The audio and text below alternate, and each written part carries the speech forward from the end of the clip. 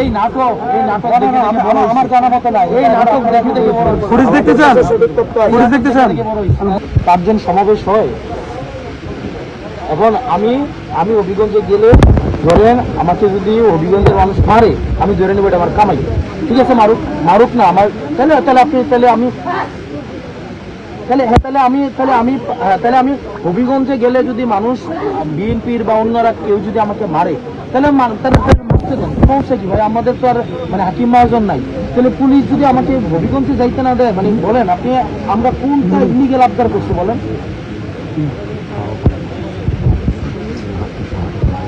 তাহলে আপনি উনি তো দেখছেন না, তাহলে উনি আমাকে একটা রাইটফুল জায়গায় তো আমাকে মানা করতে পারতেছে না। উনি শুধু একটা গায়ের জোরে বলতেছে, যেতে পারবেন না। আমাকে দেখা উনি কোন আইনের বলুন। হ্যাঁ, তাহলে দেখেন আপনি, তাহলে এই পুলিশ মনে করেন যে মানে আপনার হচ্ছে মানে ল এনশিওর করবে দেশে। আপনি বলেন আপনি কার সাথে, তাহলে কার সাথে কথা বলেন? কারোর তো আপত্তি নেই এখানে।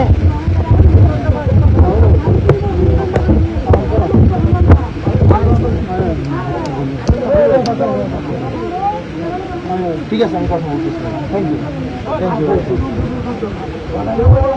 ভাই। মানে খুবই বাজে হচ্ছে, মানে আপনারা এখানে মানে লঞ্চ শুরু করবেন না, মানে আমাদেরকে এখানে নিরাপত্তা দিচ্ছেন আপনারা, আপনারা এখানে নিরাপত্তা দিচ্ছেন।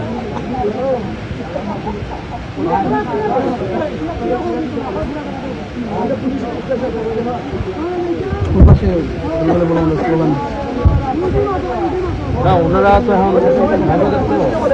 পোস্টিং প্রমোশন করে না, এখন নেতাদেরকে কালকে আমাদের এভাবে আটকাইছে, এভাবে সার্কিট হাউসে আটকায় প্রমোশন কালকে ভাই আমাদের এভাবেই সেম না, এটা ফ্যাক্ট, এটা ফ্যাক্ট।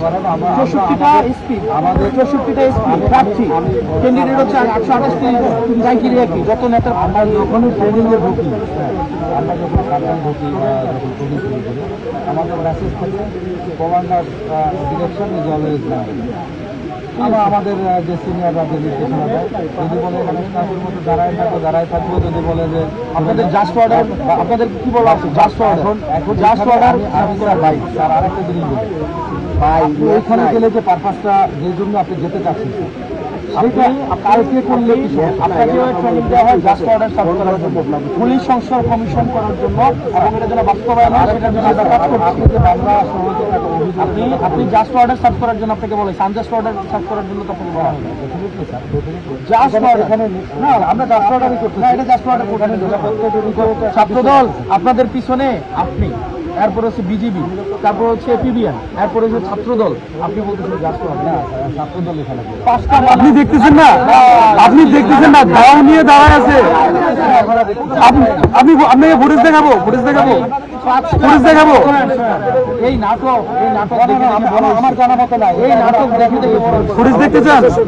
ফুটেজ দেখতে চান? ভালো একটা পোস্টিং পাবেন, এরপরে ভালো একটা জায়গায় হচ্ছে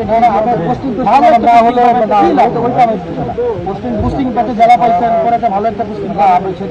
এই ধরনের জীবনযাপন করে বিষয় হলো যে আপনি ওইখানে গেলে যে পাঁচটা নিয়ে যাবেন। আমরা 5টা মানুষ যাবো, 5 জন মানুষ,